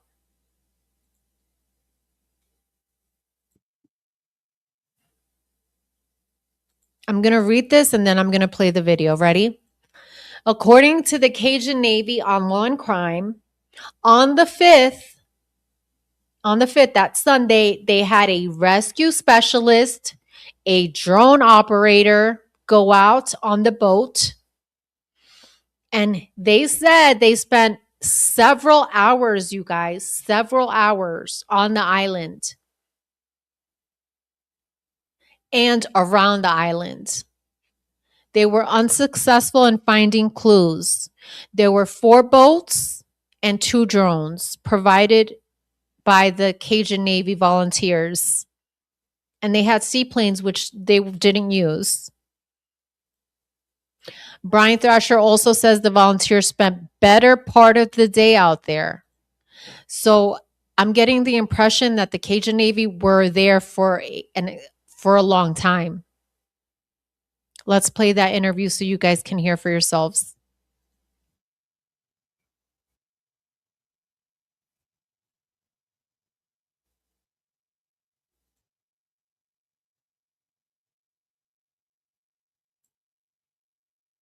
Swivel on the island, knowing what happened and what was going on. But yeah, I was told that it was about 8:45 when a ranger called it in, because I did see a long line of emergency boats coming north. Heading southwest toward the northwest tip of the island. I think that I can tell you that I've started flying over the island, that part of the island where the body washed up, approximately 6:30 a.m. And I believe he was spotted by a park ranger at 8:45. My belief is that he just washed up within that time period, because we were flying kind of a long grid north and south. And I think he just washed up, and park ranger just doing his normal runs in the morning. But also, too, given the situation, I'm sure they were a little more hyper aware and probably a little. Funds will help support the family as they navigate the difficult days ahead. How did we get here? What went wrong? What led to a young man losing his life. When Nolan disappeared, a lot of people jumped in to help with the search, including what's called the United Cajun Navy. Hey, let me say something real quick. Look, running a business, that's tough enough, but why make it hard? Professional sleep, fully automated. Odoo hours. You know what the best? Take your business far. When Nolan disappeared, a lot of people jumped in to help with the search, including what is called the United Cajun Navy. I want to welcome in Brian Trasher, Vice President of the Cajun Navy. He was part of this weekend search that, as we just talked about, came to such a tragic conclusion. Brian, thanks so much for coming on. I'm so sorry. You know, I know you're part of a lot of searches, and when something like this results, it's one thing. I remember that, Jesse. I do remember that. You know why? Because the coach mentions that his speech was not slurred. He wasn't drunk. He was speaking fine. He spoke about his goals, his aspirations for this coming season, this coming year. I do remember that. So that is super interesting. I mean, that's a credible witness, right? Although he hasn't officially came out on social media, it's just word of mouth, right? Am I correct? Am I correct in that it's just word of mouth, that this individual hasn't literally come out on social media and with a statement, that we're just hearing this, right? Is that correct, Jesse? Yeah, I do remember that, because I'm like, wait, these kids were saying he was drunk and all of this, but yet the last person to see Nolan said he wasn't, that Nolan was fine. Right? Isn't that like conflicting? It's like conflicting information you're getting. Some people are saying that Nolan was drunk, and then you have the last person to legitimately see Nolan says he wasn't. Secondhand info. Marine Patrol, 4 boats, Coast Guard, 3 boats, 1 helicopter, Cajun Navy command post photo. The Marine Patrol had 4 boats. The Coast Guard had 3 boats and 1 helicopter. And then the Cajun Navy here, he said they had 4 boats and 2 drones. That was from the volunteers alone. So that is separate. That is separate. Am I understanding this correctly? That is separate to what the Marine or the Coast Guard was providing. What the United Cajun provided is like separate from this, correct? Yes. Oh my God, I'm leaving this chat. There's nothing but racist. Who? What happened, Diana? Who? I'm not seeing these racist comments. Diana, what do you mean? I'm not seeing any racist comments here. And I have banned those racist comments because I'm not playing any games. Life's too short to fucking have to deal with racism. Life's too fucking short. For it to be incredibly difficult for the family and friends of Nolan, but I imagine for you as well, this is a tough time. And my understanding is that you were actually in the air above the island when the call came in that a body had been found?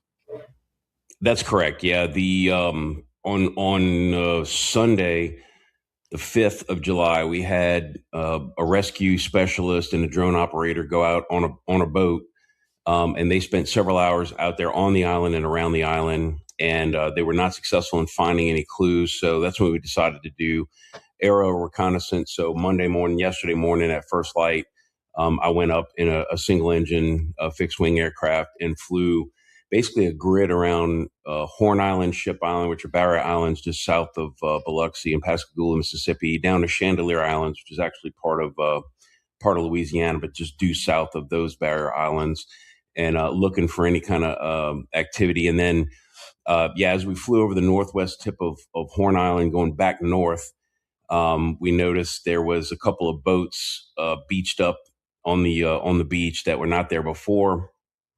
And I could look down and I could see that something was going on. And then we made a circle around. By that time, a lot more law enforcement boats were showing up. And before you know it, they had, probably a dozen boats huddled up on the beach there. So we knew that they were setting up a command center. What was this search effort like? I mean, I know that there was multiple people involved in it. What was it like from the start of it, and how quickly did you mobilize to provide support? So I think we got the first call on the evening of the 4th of July when it was starting to, get dark, and Nolan still, nobody had heard from him, and he wasn't home. And then I believe that That's the next interesting. morning on the 5th. See, he did say it there. Remember on my timeline, I did write on the timeline that the Cajun Navy received a call that Saturday night. He says it again. Listen, who called them? He doesn't say if it was the mom that called him. I wish Christine gives us those details. Did Christine call the United Cajun Navy? I really want to know that. What was this search effort like? I mean, I know that there was multiple people involved in it. What was it like from the start of it, and how quickly did you mobilize to provide support? So I think we got the first call on the evening of the 4th of July when it was starting to, get dark, and Nolan still, nobody had heard from him, and he wasn't. Wait, what do you mean it was starting to get dark? Are you guys listening to this? Hold up, you guys. Hold up, hold up, hold up, hold up. Did you guys listen to this?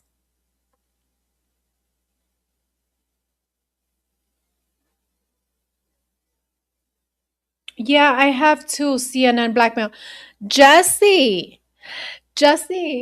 I'm talking to you because we talking here. Jesse, did you just hear this? He said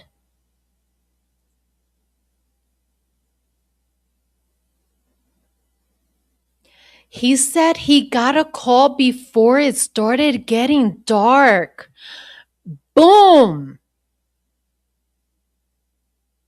Where's my So I think we got the first call on the evening of the 4th of July when it was starting to, get dark, and Nolan still, nobody had heard from him, and he wasn't home.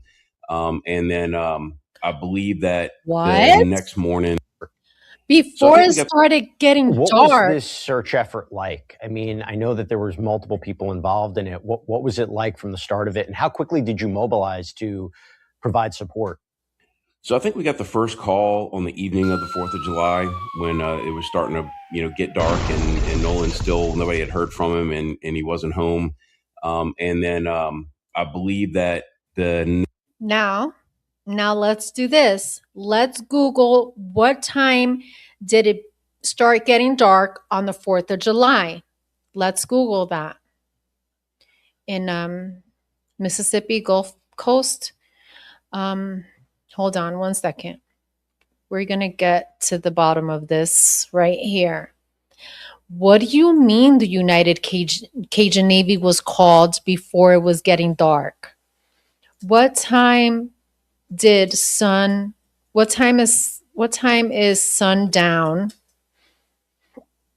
4th of July in Mississippi Gulf Coast, right? Let's see what it tells us, right? What in the world? Are you kidding me? You guys heard this, right? I'm not tripping. You heard this. He, right from the horse's mouth, he said he received a call on the 4th of July. Although he says, I think I received a call on the 4th of July before the sun came down. The sun came down at 8:02 p.m. Central Time. The sunset was at 8:02 p.m. Biloxi, Ocean Springs, sunset was at 8:02 p.m. Yo, what do you mean you received a call before the sun? What? Boom, boom, boom, come out. Who called him? Who called you? Who called you? Hi, Diana, you're back. Don't let these racist comments. Those boys are highly connected and protected. This is disgusting. A young man lost his life to the hands of others. I agree, Diana. Look at this bullshit. Yes, He didn't call Christina until 11:07 p.m. and it was already dark. No. What do you No, Michael, that is incorrect. Cuz Warren's mother didn't know.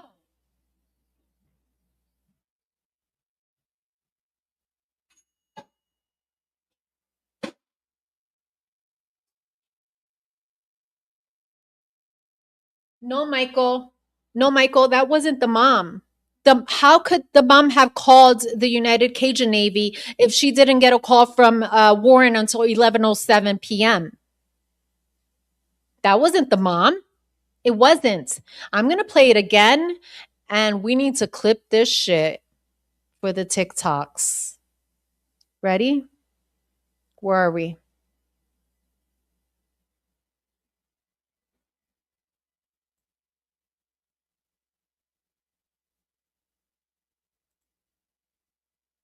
Specialist and a drone operator go out on a boat, and they spent several hours out there on the island. Look it. This is perfect. Remember when I was saying, why are you in Ship Island? This is Ship Island. This is Ship Island. And I was like, what do you mean? They flew over Horn Islands. He said they flew over Horn Islands and they started going south. I'm like, why? Why are you searching? Why are you searching in Ship Islands and these other islands? Here is where you need to search. That's why it's just not making sense to me, you guys. Listen. And then around the island, and they were not successful in finding any clues. So that's when we decided to do aerial reconnaissance. So yesterday morning at first light, I went up in a. This was Tuesday. This interview was Tuesday the 7th.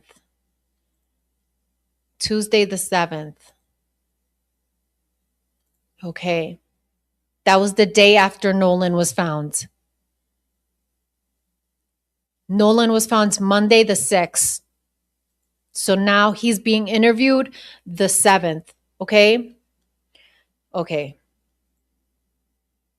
A single engine, fixed wing aircraft, and flew basically a grid around Horn Island, Ship Island, which are Barrier Islands just south of Biloxi and Pascagoula, Mississippi, down to Chandelier Islands, which is actually part of. Again, he said the same thing. Why are you searching these areas when literally his last known location was Horn Island?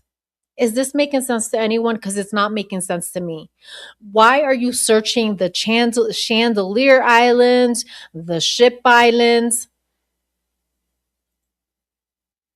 He went up a single engine fixed wing aircraft and flew basically a grid around Horn Islands, Ship Islands.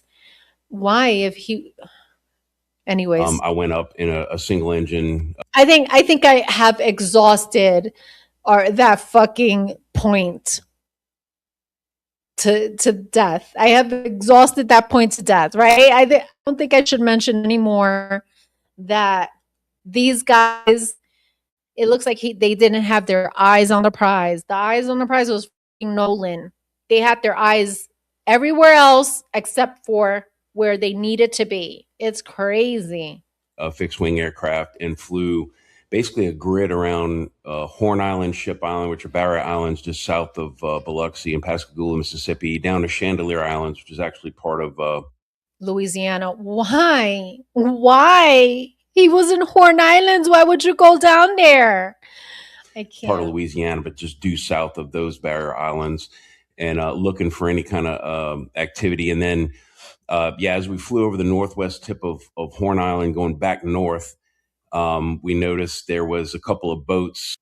And when they flew back to the northwest tip, where you should have been looking, that northwest tip where you should have been looking, but coincidentally, precisely right in that moment that you decided to fly back is when you saw all those ships finding Nolan, which is fucking scripted.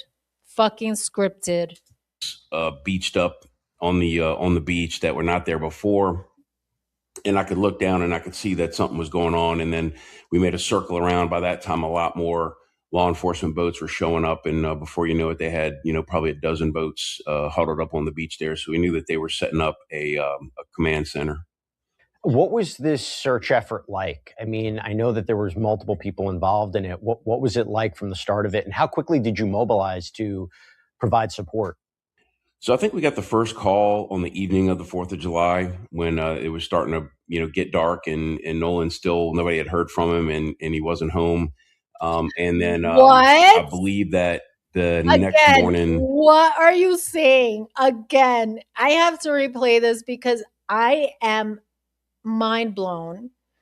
I think I'm going to end this live on this point because I am fucking mind blown, and I'm going to do more research on the United Cajun Navy. Bro, they reached out to the United Cajun Navy on the 4th of July before dark. This is a fucking bomb. And no one is talking about this. Who called the United Cajun Navy? Because Nolan's mom wasn't called until 11:07 p.m., baby. I'm going to play it one more time. Shout out to Jesse Weber for getting this out.